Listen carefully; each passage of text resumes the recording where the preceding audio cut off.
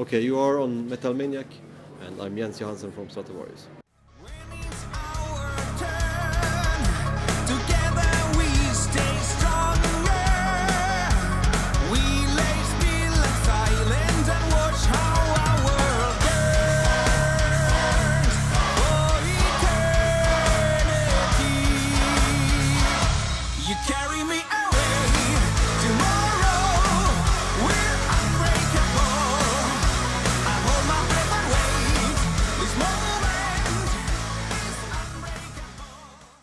Your next album, Nemesis, will soon be available.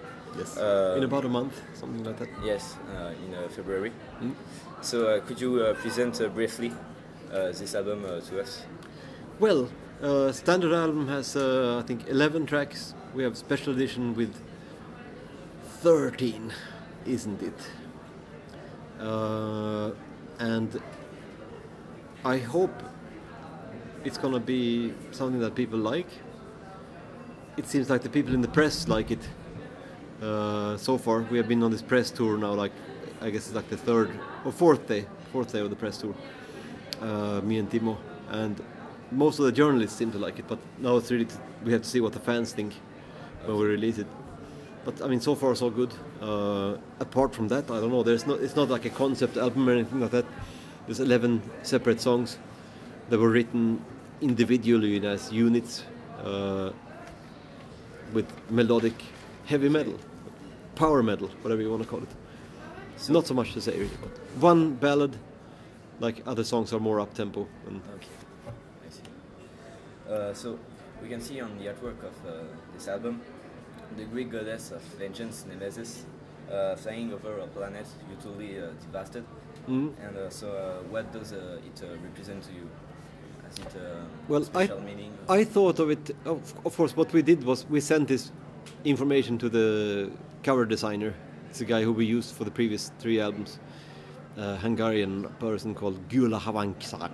And I don't know if I'm pronouncing the name exactly right, but anyway, very, very talented guy. And we told him, okay, next album is going to be called Nemesis. What can you come up with? And he sent some sketches, some very nice things.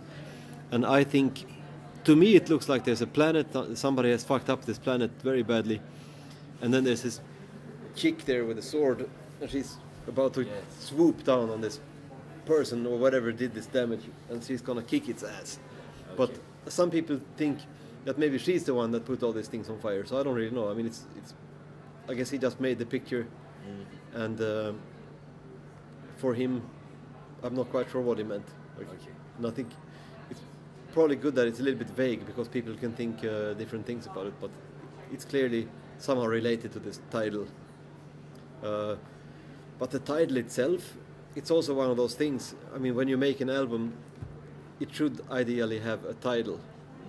So we just more or less settled on this title because we thought it sounded cool, one of the oldest rock and roll type of concepts ever. Like, we're sitting hungover in some airport somewhere, and Matthias says like, "Hey, why don't we call the album Nemesis?" That's fucking great. Fine, cool. And then by that point we had all the songs written already, so we didn't really know what to call it, but he had this idea to call it Nemesis. Okay, no problem. Yes. Then were you influenced by other artists for this album? I think yes, of course. You don't operate in a vacuum when you write or record. I think a lot of stuff, but it's just the same influences as for any other album. The stuff we have listened to, the stuff we have encountered in life, music, non-music. So I couldn't point to any specific stuff that's been influencing the band, but still. Okay. How did you compose this album? Oh yeah, okay. Good question too. Long story. Beginning of 2012, we found ourselves. We had done the last gig with Jörg, because Jörg, the previous drummer, had quit. Well, let's say. First problem was that we actually had some gigs booked for the summer, like some summer festivals, and we didn't have a drummer. So the first problem that we had to attack was to find a drummer that we also would be comfortable in having in the band. and not make like some sort of temporary thing that we borrow a drummer or we hire somebody just for the gigs or something. I think my idea was anyway that whoever we pick for the summer festivals, because we had promised to play this, we should play them, but we should just find the fucking drummer, and that's the drummer, you know, like that's it. No more messing around with some, maybe this guy is playing but then he's not in the band or whatever. So the first thing we actually had to do before we could make the album was to find a drummer. So we looked through a bunch of YouTube things to find. We tried out playing with a couple of people, and in the end everybody's favorite was this Rolf, who is now in the band. But for me it was important that we settled this issue, that it was like, now we have a drummer, he's a sensible guy, he's a full member. Whatever we do next, if we write an album, he is like 1/5 member of the band, he gets full input, he can write songs if he wants, he gets like same money as everybody else, and he's like, you know, he's now part of the band 100%, or actually 20%, but anyway. That was the first thing. And then the second thing was, of course, to write songs. And the idea this time was that we don't compromise in this phase. Everybody writes whatever they want to write, and then we don't tell the label that we are planning to make a new album until we have both a drummer and a bunch of songs together. So everybody was writing a little bit in parallel, and then, you know, we have this like Dropbox account where we drop the files that we want to consider for everybody to think like, should we put this on the album or not. So finally at some point everybody had written enough that we had about 2.5 hours worth of material, and we had a drummer. So at that point we felt somewhat safe to tell the label, okay, maybe sometime this year we can deliver you a new album. We still of course didn't know what it was going to be called, but we have 2.5 hours of material. So after that point everybody was like screwing around a little bit, maybe changing some of their songs or making new songs and deleting some of the old ones, and, you know, just in general. But we told the label that we'd have an album for them, and of course then you make another promise and you have to fulfill the promise in a way. So we decided that we deliver the album by November 1st. So that meant we should start recording by August 1st, and before August 1st we all voted on which songs to keep, and we kept about 65 minutes, and then we recorded the stuff and we gave it to the label, and they started making the cover, and then there was a new year, and now we are here. So you will soon begin a new tour. A new tour. Yes. How will the show proceed? That's also a good question. We have for this tour a strange sort of package tour where we are going on the road with one band called Amaranthe. It's like a Swedish band. I don't know if you heard of them. Probably you heard of them. Yes, I heard. Yeah, it's like very good too. It's like very melodic, different concept, much more modern than we are. Always, I would say, like younger people. They have like 3 really good singers, like one growler, one dude clean singing, and one girl clean singing girl, like, and guitars, bass, drums, keyboards. Okay. But maybe they don't bring a keyboard player, maybe. But it's anyway, you know, a little bit different from us, but still melodic. Okay. So I think it would be a good package, and it should be like a good party for everybody if they want to go meet their friends and listen to some melodic music. But let's see if it turns out to be a total disaster, then that's what's going to happen. But I think so far the response has been pretty okay too. Like, people are kind of excited to see this package. And then there's a third band called Seven Kingdoms, who came from the US.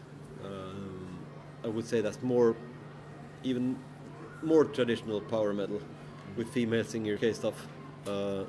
So there'll be 3 bands and many gigs. Okay. Many gigs. That's cool. Yeah, let's see. So let's talk a little about you and your career. Okay. Who was your first musical hero? I think it was John Lord, Yes. the guy from Deep Purple. That's when I started out playing they were a huge influence on everything that we did with all our bands. That's like, I think if there wouldn't have been Deep Purple, there are very many bands that never would have started, like including Stratovarius. The guitar player that sort of got me into the band, who was called Timo Tolkki, he was also very heavy Deep Purple fan and Rainbow and things like that. And I used to play with a guy called Yngve Malmsteen. He was very much into Deep Purple as well. And almost every band I've been in, there's been like a huge Purple influence. So you can't underestimate how much they have meant for this scene that we are in. Like, I think also Halloween, severe Purple freaks, Metallica. I know at least that Lars has been a huge Purple fan. Like, so it's like the influence that these guys have had. You know, it's like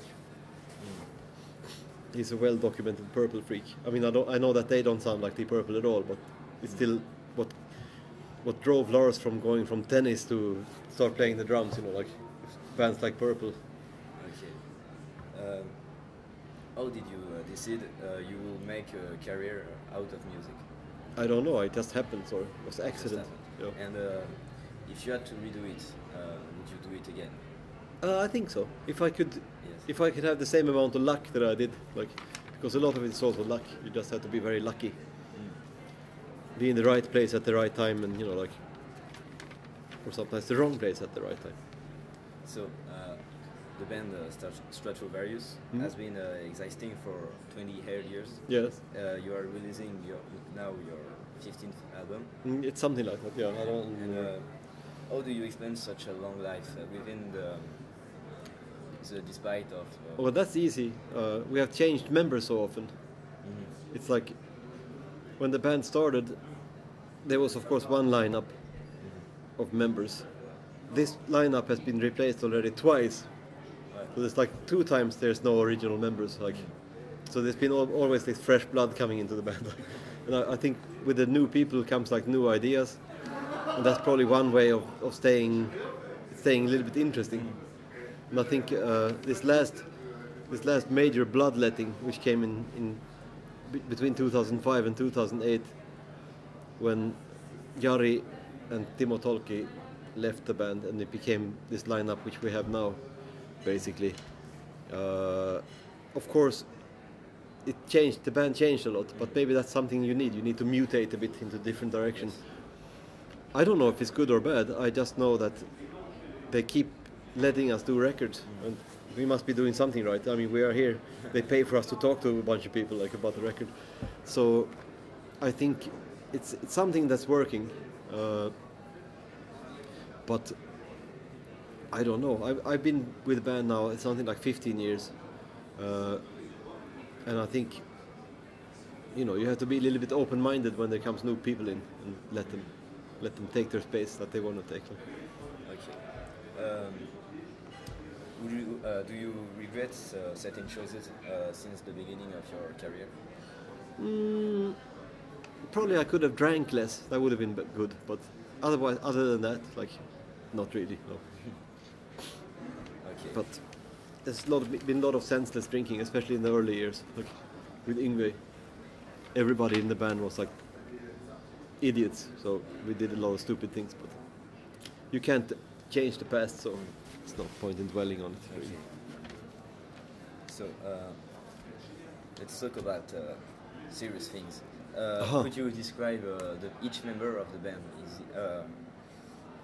Is there a partier, a joker, or a dictator, or something like that?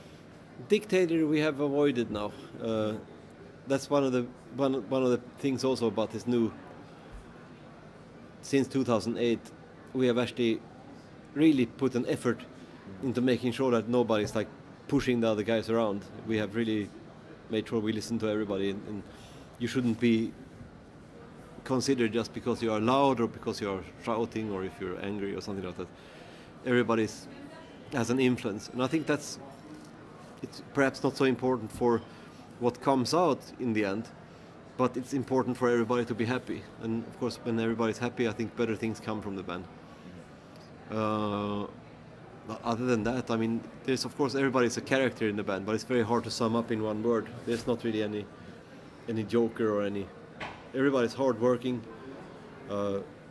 there's like different days, various degrees of selfishness or sleepiness or whatever it might be. Like, of course, everybody has their own characters, but it's very hard to sum up people. Okay. So, do you have any funny details about concerts? There's lots of funny things all the time.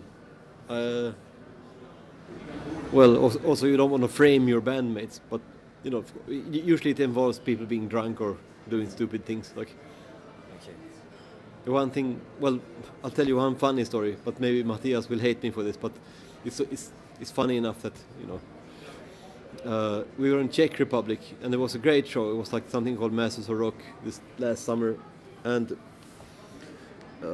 Nightwish were there, played of course after us because they're a huge fucking band. But anyway, we had like a good time drinking and all that stuff. We went back to the bar, sitting and talking and stuff like that. And then Matthias was like, he was talking to some girl, like, you know, he's a single guy, you know, it's like talking to some Czech girl, like, you know, being nice gentleman to this Czech girl, like, blah, blah, talking and stuff. And then he has a beer pint. It's like almost empty beer pint, and it's like talking to her, and then he goes, "Blah!" Vomits in his beer pint, and then keeps talking to her, like, so you wonder what she was thinking, like, what a gentleman, at least he didn't vomit in my lap, you know, like, I thought that was fucking funny, like, kinda cute, you know, he was polite enough to put his beer pint, and then keep him talking to her, like, Okay. that's a funny story, like, but Yes. there's stuff like this all the time, when you're on tour with a bunch of, you know, somewhat creative people, and they drink a lot, and you know, Okay. it's typical stuff. So, do you remember your first groupie? Yes. How was it? Very nice, very nice. Okay. I don't know this. Of course, you know this word groupie. It's how do you define that anyway? I mean, by definition, anybody that hangs out with a band member would be groupie. So in that case, you only meet groupies because you're in a band. Like, so anybody you meet is like a groupie. But I'll tell you again other funny story that I just remembered the other day because somebody else was asking it. But there was in California one groupie. I guess I was pretty clear that she was a groupie. But I told her, and this was California in the 80s, I told her that, yeah, I'm from Sweden, and there's a problem in Sweden because we have like Soviet government, and of course she didn't really know that it wasn't a Soviet country or anything like that. But I said, yeah, you know, it's terrible because sex is illegal there, and we don't have this thing called blowjob in Sweden. It's like government is forbidding this blowjob. And of course he was really excited. Oh, you mean you never had a blowjob? No, I never had. When I came first to America, it would be very nice if I could try this thing called blowjob because it's illegal in Soviet Sweden. And she was like, really? I'll show you. And I was like, okay, you have to show this poor Swedish, you know, kid, you know, like what blowjob is. That was funny. Okay. But she probably wasn't the first groupie, or I mean, how do you define it anyway? Like, anybody that sleeps around with a band member that should be a groupie. I don't quite believe that, but you know. Okay. Let's talk a little about your other influences. Mhm. Do you have extra musical influences like cinematography or literature? Of course. That's a very nice way of putting it. Yes, I like to watch movies and read books too. Like, true. But yeah, of course. I mean, I don't have so many hobbies, proper hobbies. You know, like people would say, yeah, I have a huge model railroad at home or something like that. I don't really have anything like that because music was my hobby when I became a musician, and then I didn't really feel interested in getting some other hobbies. I don't know. It depends on what you're interested in. I've always been mostly interested in music, but of course I read a lot actually, and I watch movies and science fiction movies and other movies, all kinds of movies. I like books. So, what would you say to our reader to make them want to buy your album or go to your concert? It's a fucking good album and you should buy it. Damn it, buy it now! That's what I would say. Okay, that's good. Have you discovered young artists you would like, you would recommend us? Young artists I would like to recommend. Well, if you haven't heard about them, there's a band called Amberian Dawn. Do you know who they are? Like Amberian Dawn. There's also female-fronted melodic sort of power metal. from Finland. Very good stuff, Okay. I would say. Uh, I can recommend. Is there a question you would have liked me to ask you and that I No, these were perfect. Couldn't have possibly been any better. Thank you. 3 thumbs up. 3. Okay. Something like that. So thank you for this interview. That was You're welcome, and thank you for having me. So. You carry me away tomorrow. We're unbreakable. I hold my breath and wait. This moment is unbreakable. Keep metaling.